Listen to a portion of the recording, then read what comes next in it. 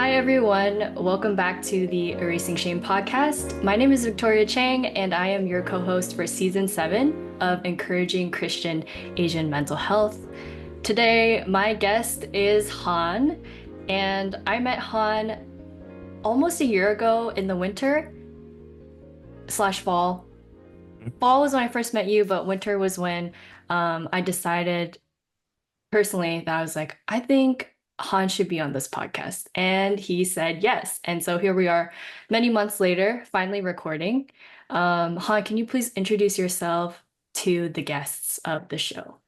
Sure. Hi, everyone. My name is Han. I am from South Korea.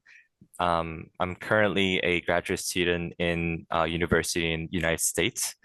I'm right now mastering in counseling, and I'm excited to speak about my life. Thank you so much for joining. It has been a long wait. There have been some technical difficulties slash spiritual warfare, but we made it. And the first opening question we like to ask guests is, what comes to mind when you hear the word shame? Um, I'll say it is definitely a major drive, I think, at least for me, and at least for, I'd say, a lot of people around me, especially Asians, I'd say. Um, I think the shame definitely like moves them to motivate themselves to keep working, study harder, to push themselves and almost like overwork. I think I've seen a lot of people getting burned out, and just to avoid that feeling of shame. And it saddens me because I think it's not happiness or joy or peace that we aim to. It's the absence of shame that we are aiming to. And even if we achieve the goal, like we don't achieve like anything positive. We just achieve just no shame. And that should be good enough for us. And I think we should aim more than that. And I think I'd love to like talk about, I'd say, regulating our emotions as well, if I can, Mm, I think. I hmm think that would be very helpful when it gets to learning how to not motivate ourselves based on shame. mm.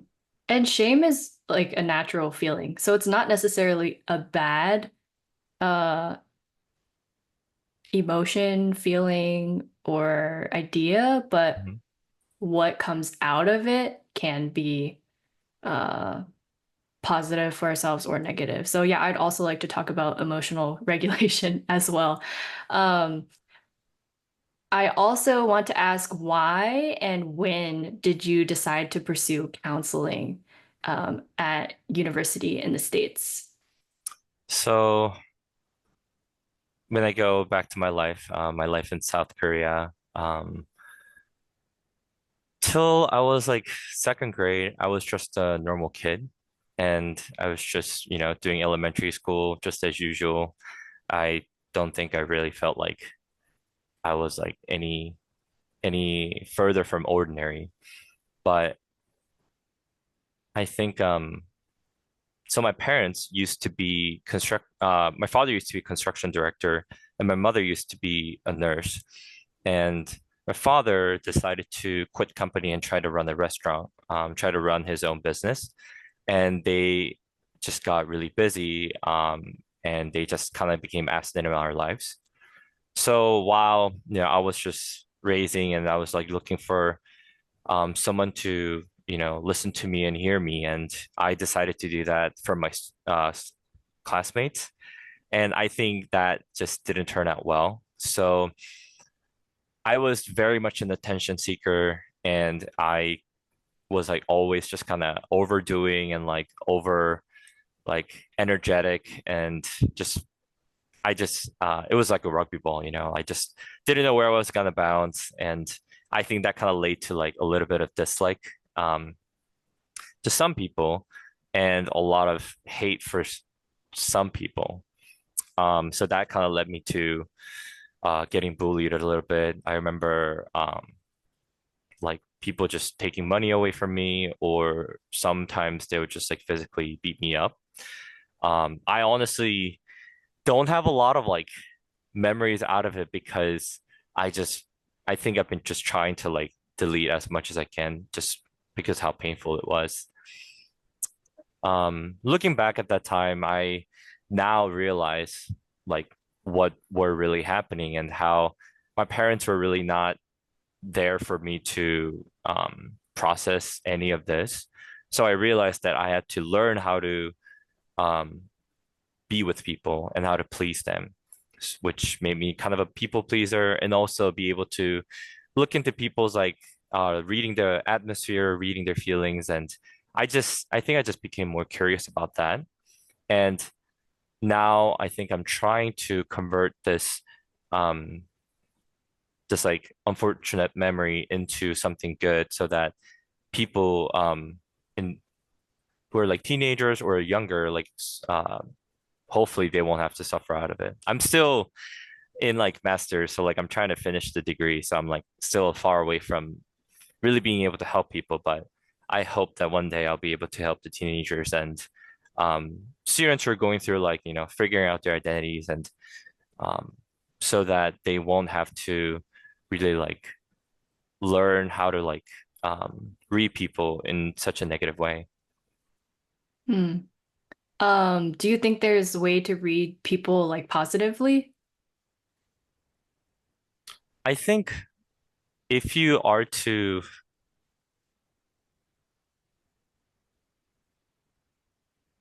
what do you mean by that exactly? Because like I guess people pleasers Hmm. or people who grow up in environments where they need to read the room slash read people's emotions, Hmm. um, can develop like a heightened sense of awareness, and that can lead to overanalyzing. But then sometimes it is good to be able to read people's emotions, Hmm. um, because you can empathize maybe, or you can anticipate. There's like it can be positive, it can be negative. But I just wanted to clarify that you developed ability to read or anticipate driven from maybe a less positive motivation. Yeah, I think it could have been the other way around because, if you build a good relationship either with your peers or either with your parents, I think um, you know, having fun and, just forming a good relationship can be a norm, Like I think having a good relationship with your parents, I think will lead you to wanting to um, have a good relationship with your peers. And that could be a positive motivation rather than, being anxious to see like, if they still like me or not and like do whatever it takes to make them like me. I think that's not the best way to approach relationship. So yeah. I see. I see what you mean. Okay. Um, so you felt this way when you were like elementary school in South Korea? Hmm. Yeah. Did you feel that way as you grew up more like in high school or in college, or like when did things shift for you? I think definitely when I moved to a different country. So I had not the best experience on the second half of my elementary school, but after seventh grade, um, that's I think when I really learned how to please people and how to almost wear a mask so that I can please them and make them like me. Um, there was an interesting memory of how I got out of being bullied is because there was a guy who was kind of leading the bullying and he actually um, was not present in the last class night of the first year of middle school. And everyone, after realizing like, bullying me and like, just kind of like leaving me out, I'd say, a lot. And after realizing, I can be a good social person or likable person, they were just kind of talking about the other guy were like, why is he bullying Han? Like, he's such a nice guy. Like, and um, I remember we all decided to send a text to him saying that we don't want to be friends with him. And I accidentally was the first one to send a letter or send a text. So I remember like just kind of like making everyone send it. And I did apologize after a few years, but it's almost an apology to forgive myself rather than really ask for forgiveness to the person. And um it still is one of my memories of, that journey. And I think ever since I wanted to like not make people feel like secluded, Hmm. but I think people pleasing skills, I think, have definitely become a need when I went to Uganda. So in eighth grade, when I was like starting to form like normal relationship with friends, I, was just told by my parents that they're going to Uganda, and they're like, all right, you're gonna follow me or now, or you're just gonna stay with the grandparents. And I was like, no, I'll go with you guys. So I remember like, crying so much on an airplane while my sister was laughing at me. And ever He since I wasn't had to, crying. she was laughing so hard because she kind of wanted that like new adventure, But Okay. I my life was just starting to get better, and it just all kind of like it was just all in vain.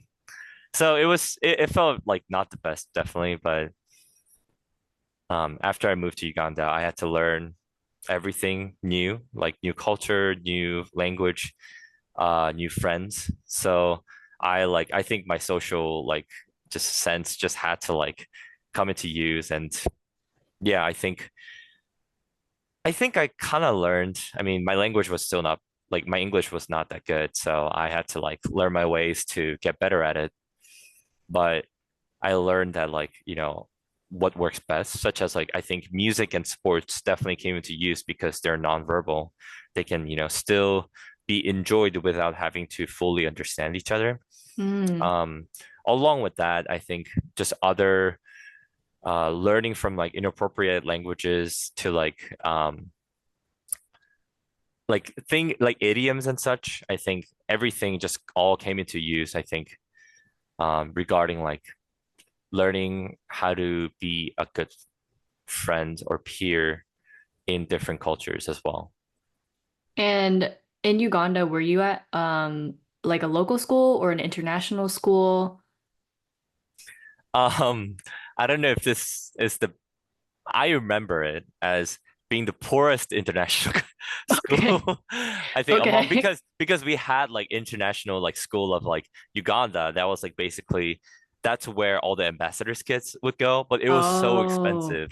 yeah. So I was not like expecting myself to like, go to the richest like school all of a sudden, but I went to like not the best one for the first year in Uganda, but after that I went to the boarding school in Kenya called Rift Valley Academy. Hmm. And that's where a lot of the American missionary kids would go. So I'm pretty sure like over like 60% of them were like white.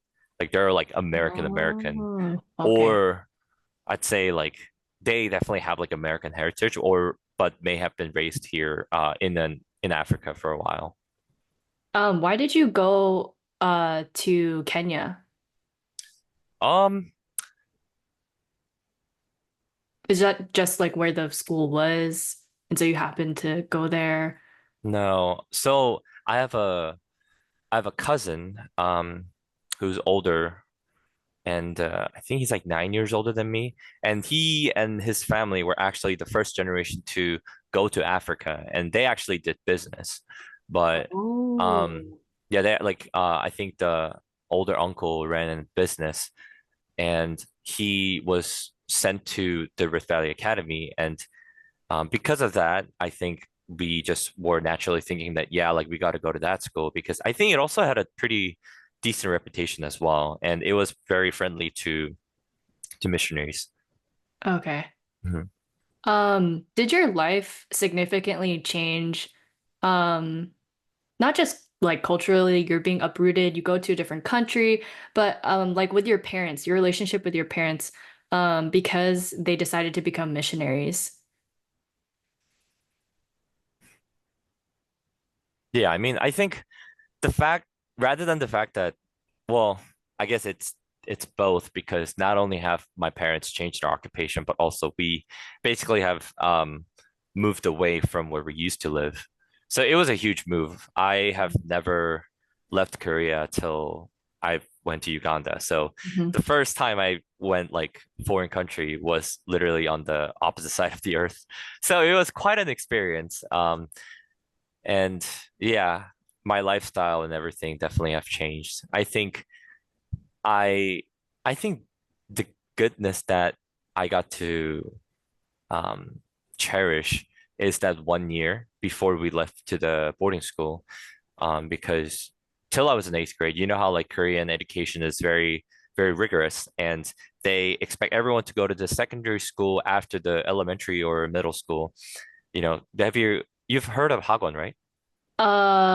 No, but I've Okay, heard okay. how rigorous Right, right. the Korean education system is. Yes. So they are just told to study like 24/7 and there's no stopping. There's like a ranking system too, right? Yes, yes. Yeah. I did not appreciate that at all. Um, so yeah, it was just really rough. And thankfully, when we went to Uganda, there was no such thing as secondary school. Nothing was really rigorous. Um I still remember having to correct my um like math teacher like only using one word like this, and everything was just so much easier, The except standard that was like totally different. yeah, except that it was just English, so it was like tough in that way, but everything else was honestly much easier than I expected. So we got to spend a lot of family time after school, and I think I really felt like I was part of a family rather than like feeling like everyone's just like a working gear, like they just have to, my parents have to work to earn money and I have to study to, be contributing to my family. So it felt more personal and more relational. So I do have good memories on that. But it definitely felt different when I went to boarding school because now, except from like the vacation, they weren't really there. So I kind of had to figure out my like parental figure or like a mentor and stuff, which worked out pretty all right. So yeah. That's good. How did your relationship with your sister change? Like, did you guys stay? I mean, I don't know what it was like before in South Korea, and then like any good sister, she's laughing at you while you're crying. I have photos of me laughing while my brother is crying. Right. Um, so I relate to that. But like in high school and boarding school, did you guys develop a closer relationship because your parents were away and you guys were kind of like the only two people who really knew each other until you developed other friends? Yeah, I think it I think it got so much better in the beginning because like as soon as we left the boarding school, we stopped living under the same roof. So I think we kind of now had our like private or privacy, I'd say. So we realized how much we um almost like needed each other. I wouldn't say like I need her all the time, but I think whenever there was a birthday or whenever there was a holiday, because they're like my parents were not around, I had to rely on my sister and she was always there for me to cook food, and that's kind of like her love language. She's not she used to be not the best in apologizing after her wrongdoings, but she was still like would cook in the morning and just that was her kind of apology. So um but yeah, like I mean not only in holidays, but just being distant with each other, realize like how much we were just same. And, when we're put into a country where there's like just so many different people with so many different backgrounds, I think it's normal to cling to the ones who are similar to us, and that was my sister. Hmm. I wouldn't say like we were we would spend time with each other all the time because we both wanted to explore the world. We wanted to get to know new people, but we would set up like, every Sunday lunch, which is always hang out, which is always grab food and um just, make sure that we're there for each other consistently. Um, even after my high school, I actually, we both, my sister and I, went to university in the United States, and we went to different university because I chose not to apply in her school. Because I wanted to be away from her, not because of like I hated her. It's just that I wanted to just find a new path. And even then, I wouldn't say like I was super close, but I knew that she was there for me when I needed her. Hmm. And especially now, now that she got married in late March, and we all got to celebrate, and that was a good time. And I think ever since, um, along with my brother-in-law, I think we just make a really good relationship, and we sometimes play, League of Legends together, and then we don't have to, do all those like personal deep talks all the time. We just learned how to have fun online, even though we're apart from each other. Mm. So I think it's been a positive curve, ever since the departure from Korea. Okay, that's good. That's good to hear. Um, yeah, congratulations to your sister. I remember as that was happening, you were the one giving a speech. Yes, I Is was. it like it's not you're the brother of the bride, so did she ask you to write a speech? Um, Or how did that role fall into your lap? uh, I kind of wanted to. Okay, you I was like, advocated for yourself. I kind of, well, I was wondering if she would be interested in the idea. Oh, And okay. she was like, yeah, I was actually kind of thinking about it, but I wasn't sure about it. Mm-hmm. But yeah, I remember, I think I like practiced it with you, Mm-hmm. I think. Mm-hmm. And yeah, I still remember, I think for me, my favorite quote is, um, saying to my brother-in-law, saying that, thank you for the, answering the long way to prayer. Yeah. So, and we Yeah. we kindly appreciate, we kindly accept. I think that's, yeah. It was kind of a, I don't know, like when they got married in the United States, I think there was a bit of a loss because not everyone from Korea got to be there from my family side. It was just my parents and my cousin's family who are honestly the closest, but Hmm. I personally think that it would have been much merrier if the whole family members were there. Um, and to hear my speech and actually understood it, that would have been much enjoyable. But I think there's also it was still a lot of fun though. Yeah. Hmm. Yeah, three of my siblings got married this past year, May, Wow. Okay. June, and July. Hmm. So it's exciting, lots of change, but I think overall, we're lucky that we like our siblings-in-law. Hmm. Yeah. Um, do you think that being a missionary kid, uh, are your parents still missionaries? So they were self-funded missionaries. Okay, So my father, as having been a construction director, he right. actually helped with building the mission center. And my mother was a nurse, so she basically just went out and tried to treat the Oh, kids okay. as much as possible. But ever since I graduated, um they decided to stop. Honestly, they haven't been the most transparent regarding their ministry. Um, not that like it was like illegal or anything. It's just that like I think they wanted to keep that as it is for some reason. I don't know. I think it was it almost felt like it was their privacy, even though like I helped out uh occasionally. But they stopped ever since I graduated, and now they're back in Korea.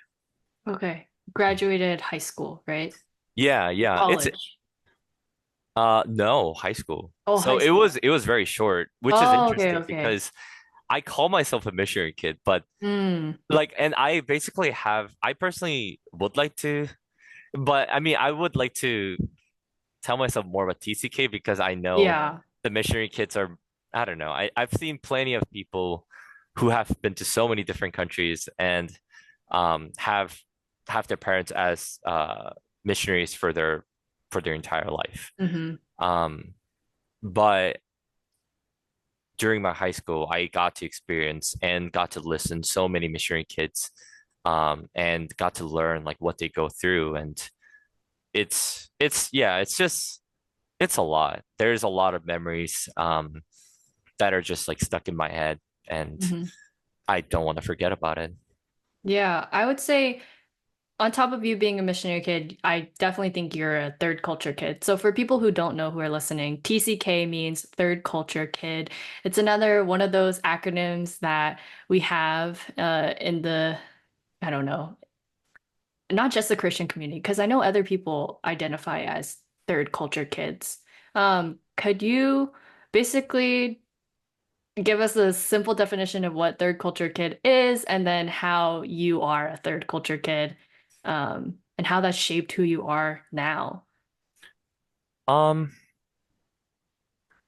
Honestly, I actually recently have started to I have an assignment that I need to do for my research method class, and Hmm. uh I've been brainstorming about the topics, and one of them is about TCK and the how do I say, most prevalent mental illnesses, and it Oh. and I'm still in like the brainstorming phase, and I'm like checking out my professor about it, but it's interesting when I try to think of TCK because, you know, for me, still hesitant. I'm still hesitant about how to really define it because it's really not about where you have lived. It's Mm. about, it's not only about that. It's also about, so it's about where you have been raised and on what background you have been raised. Because I think there's so many American families who like to keep their culture, even though Hmm. they're in different countries, such as celebrating, well, celebrating Thanksgiving, celebrating different kinds of American holidays, playing American football and all these things. I think um, I wouldn't claim them as like, oh, if you have learned that, that's not TCK, but it's I'd say it's also about, yeah, how you have been raised and where you have been raised. Hmm.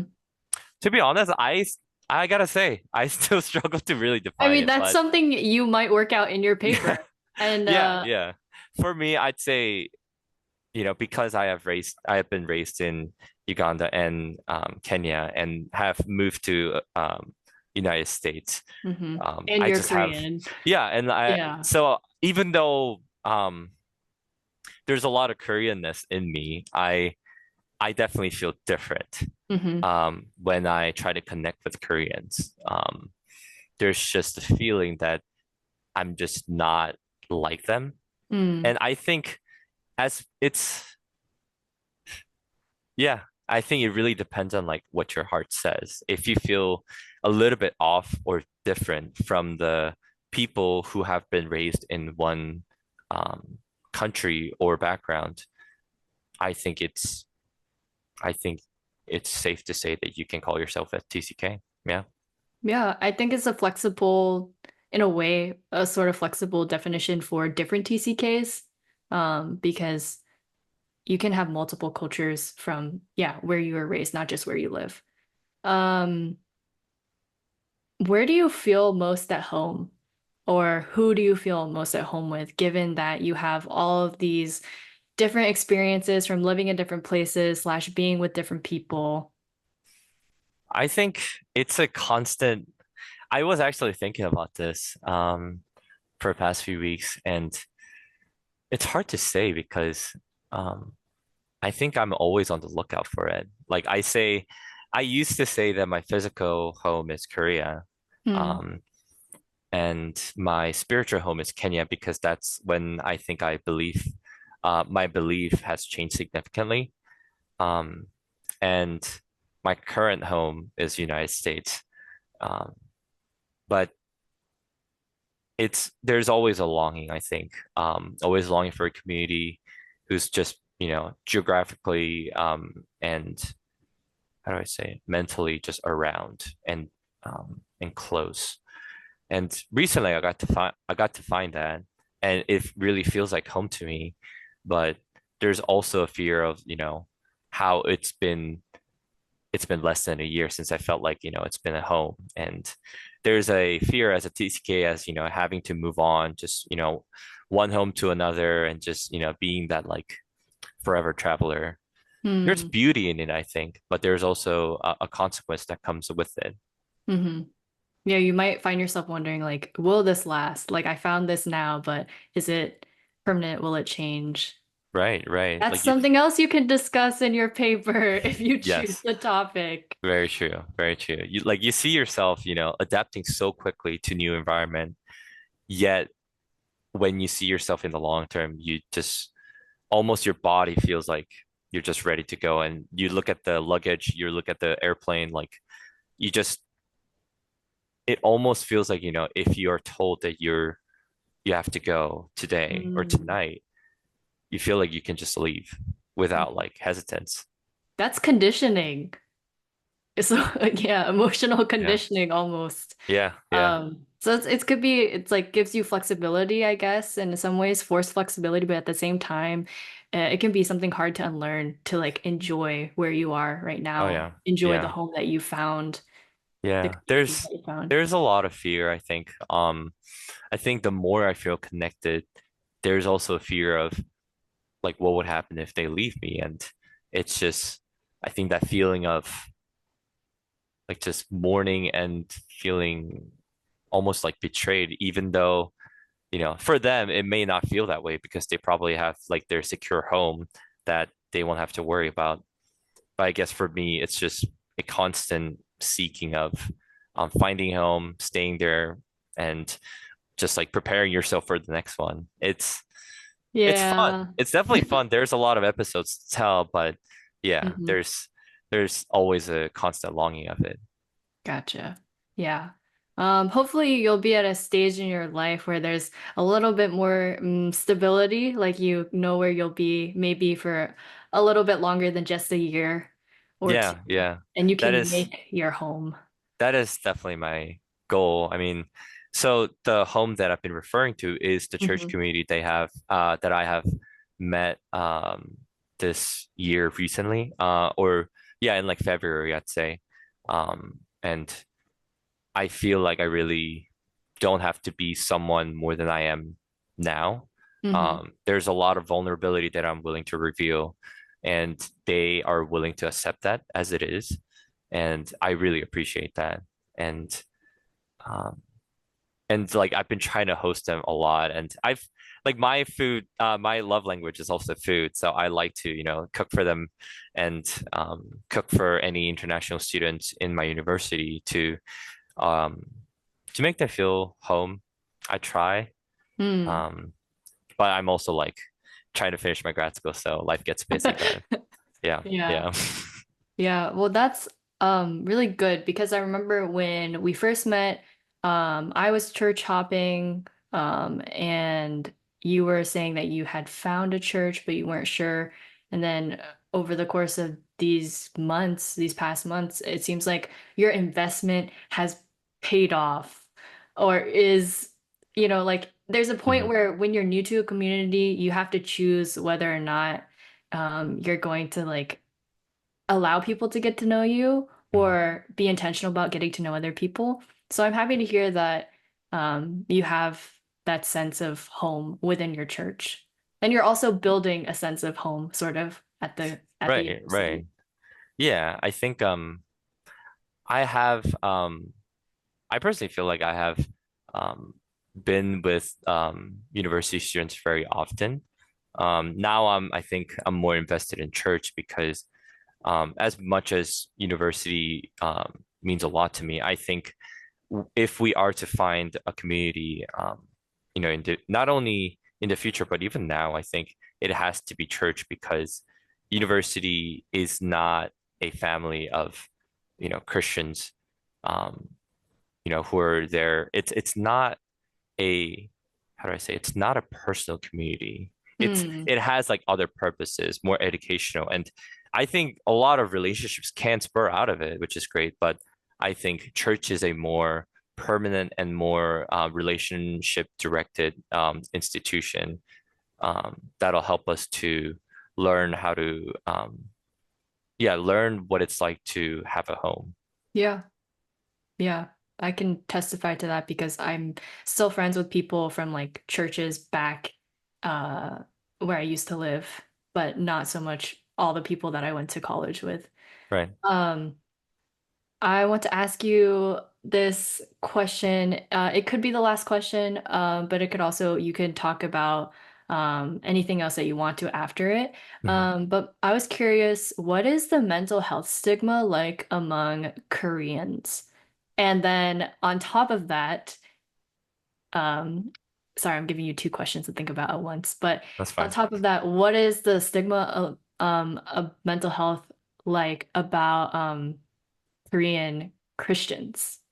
So first, just Koreans in general, because I don't know. I Mhm. know for Chinese people, sort of Chinese people in the United States at least, but not ch Chinese, mainland Chinese or whatnot. And then Christian Koreans is like a whole different Right, right. community.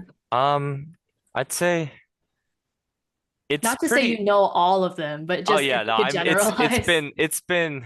It's been a while. I think Yeah. since I really lived in Korea, but I try to watch a lot of like Korean YouTube channels, and Hmm. I like to see certain incidents that are going on, and I think it can be the first thing that stands out. I think it's this is their luxury consuming rate, I think population wise, is like the highest in the whole country or like the entire globe. And that kind of surprises me, or actually it doesn't, because I think they care so much about others, and it's just such a competitive world. And I think it's everyone knows that. I think that's why K-pop has like become so great, and that's why everyone there is so studious and like just so smart and great at like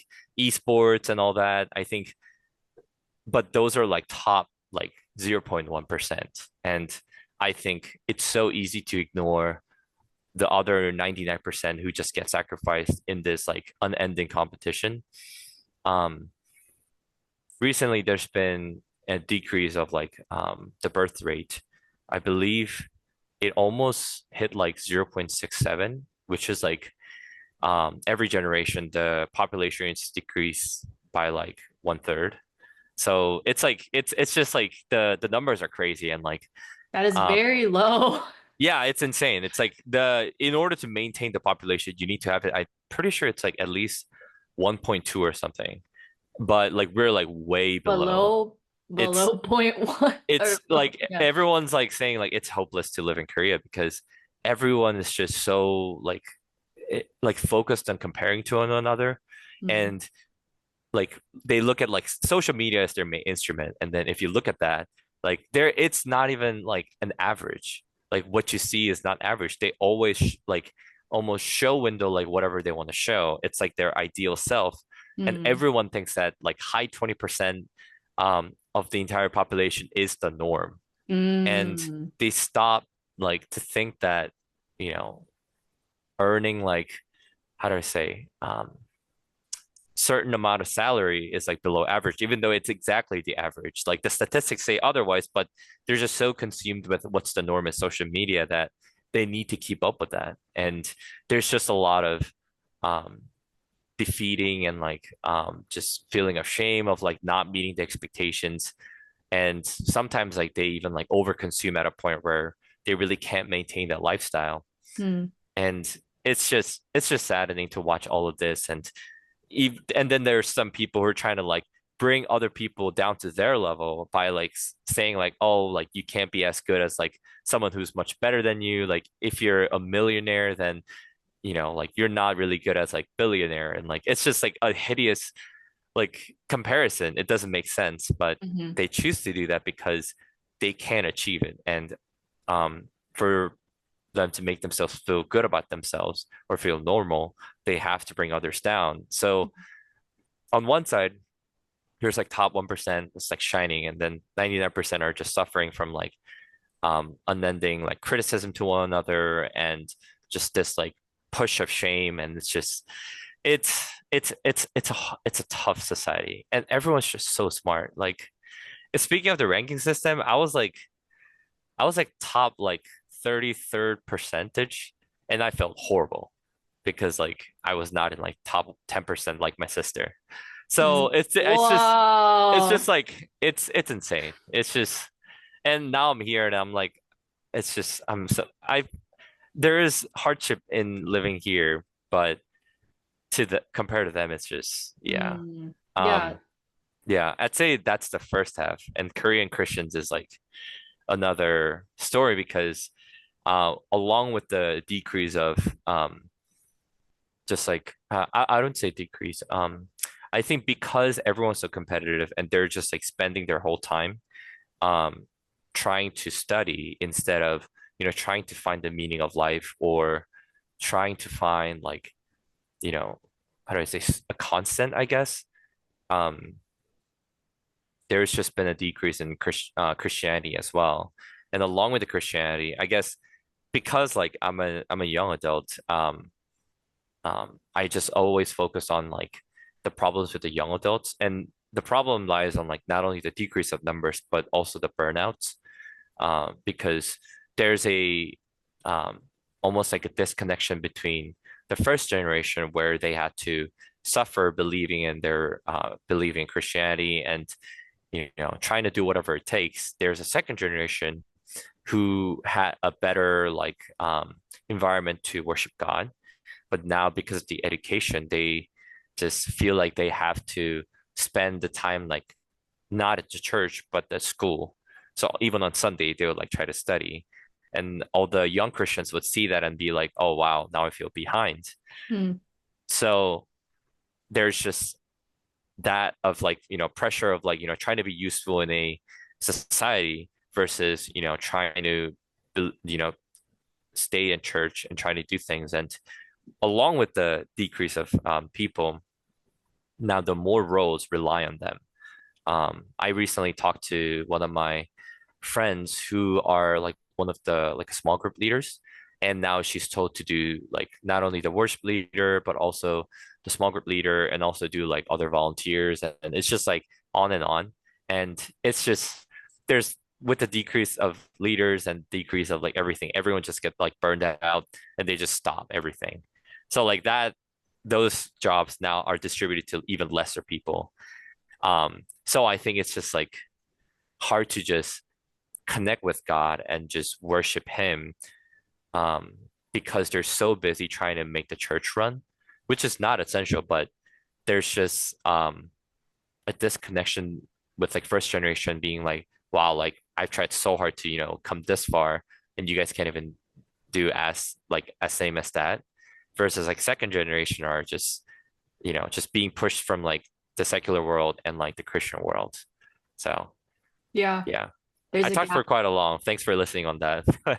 I mean, I asked a big question. Um, I recognize some similarities, I think, just in general of culture, like the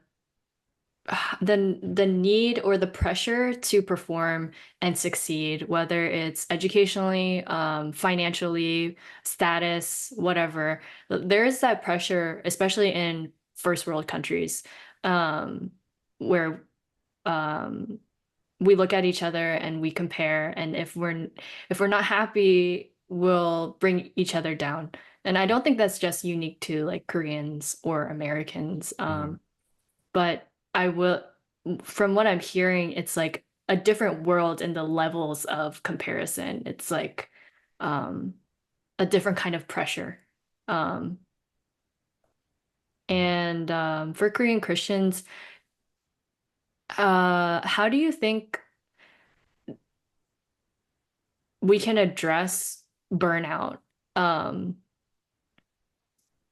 like how like what advice or what is your own personal um like way to deal with burnout as you're asked in your church to take on more roles because there's a need but not as many people who can fulfill that need or are willing to prioritize it and then they don't have the support necessarily. Another big question. Right, right. I mean, I think the obvious answer, Mm, always is communication, I think. But it's always hard because of such a how do I say, like, hierarchy existing in a church. There's a straight uh how do I say, like, vertical structure. So it's just hard to reach out to pastor. They're just not in a like horizontal structure where I can just reach out to them and then they'll just listen to us. right. Um, I think, when I was in Korea, because I had to, serve in the military, after I graduated undergrad, um, I remember throughout the COVID, the communication was just so lacking, and just everything I think was just in a tough place.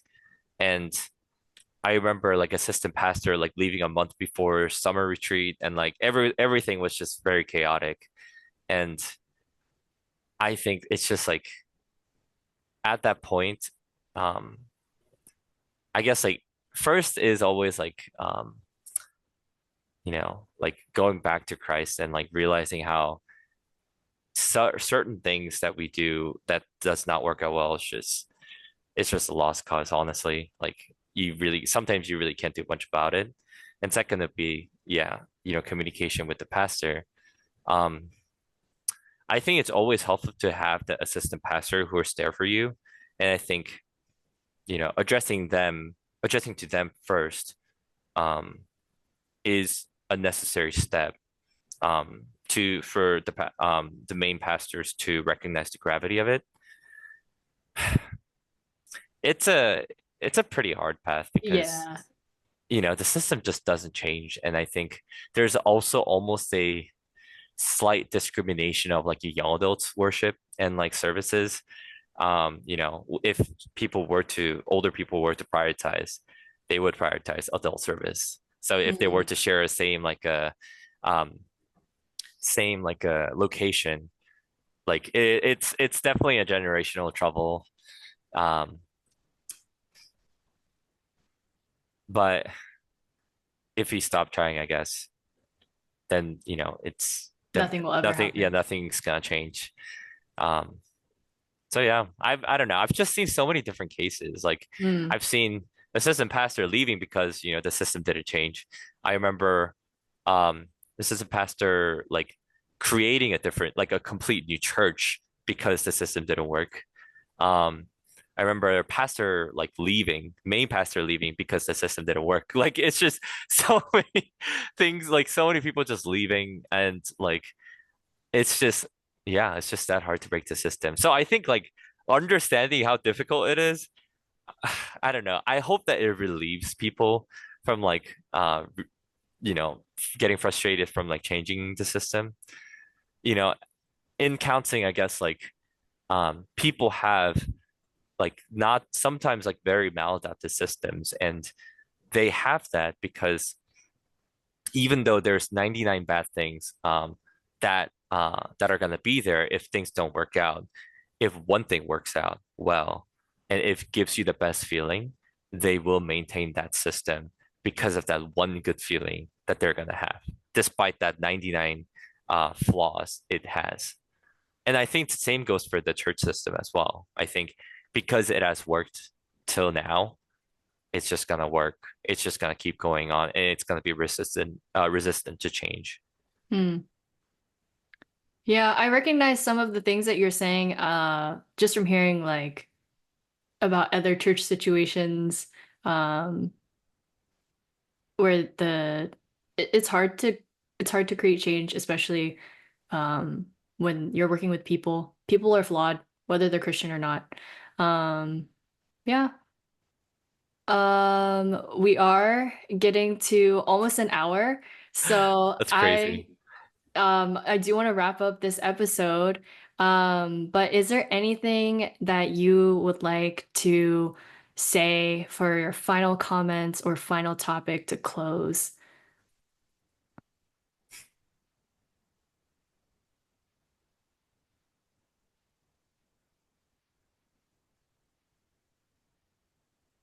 So I'm planning to attend, I believe it's called Mental Health Missions Conference in the coming November. And um, I think it's just, um,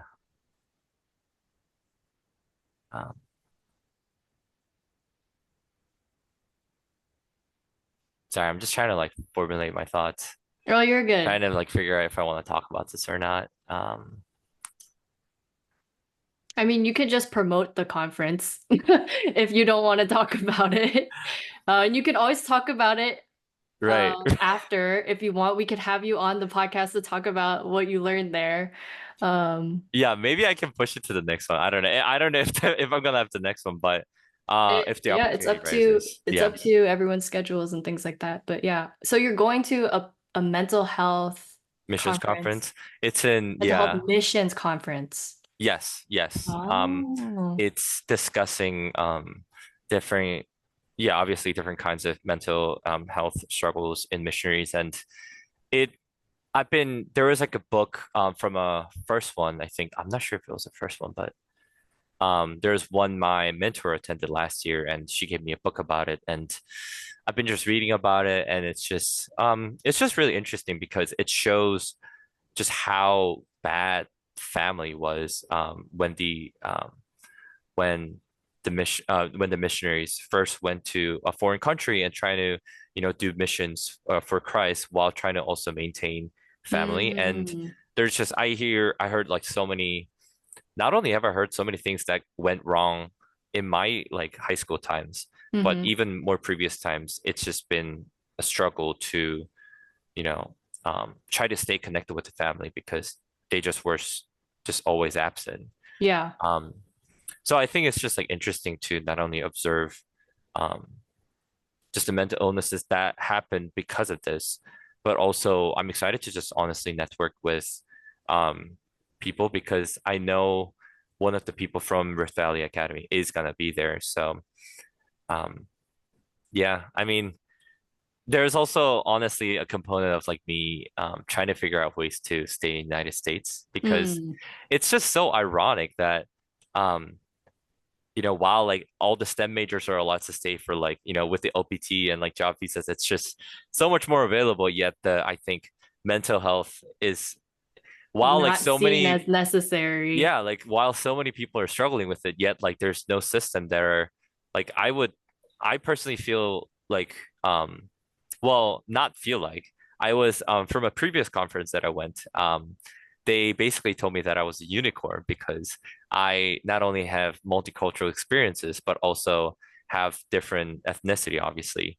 And Hmm. um, not, um, yeah, it's just crazy how there's just not a lot of visa programs that are there to support counselors or to be counselors so that they can Mm. actually finish not only the grad school but also the licensure so that they can stay in US and support um, international students or Mm. TCKs in United States because I think it's always increasing numbers in the mental health problems. Yeah.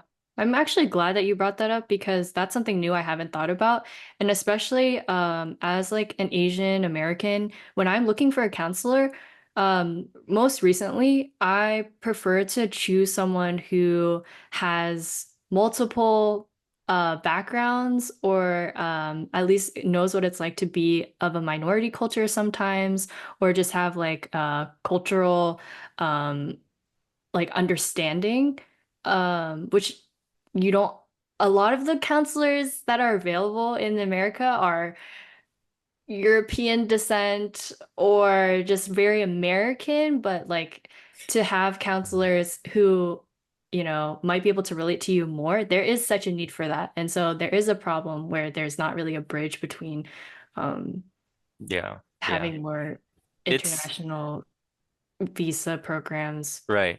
It's just a lot of, to be honest, like there's grace because it's just a lot of undiscovered areas. Like Yes. obviously I do appreciate the CBT and other like Western model counseling methods that have like significantly promoted mental health, but um I guess like it's hard to observe the effectiveness of CBT and such Western models when you try to compare that to, you know, like international Eastern students culture. who have like different values and different systems. And Hmm. um it's I guess like there's yet to be more like, how do I say, effective methods that have been discovered to Hmm. really support variety of cultures.